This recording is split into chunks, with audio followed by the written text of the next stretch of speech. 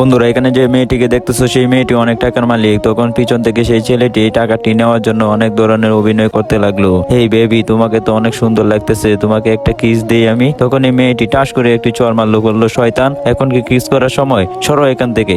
এরপর যা হলো বন্ধুরা, তোমরা দেখলে বিশ্বাসই করতে পারবে না।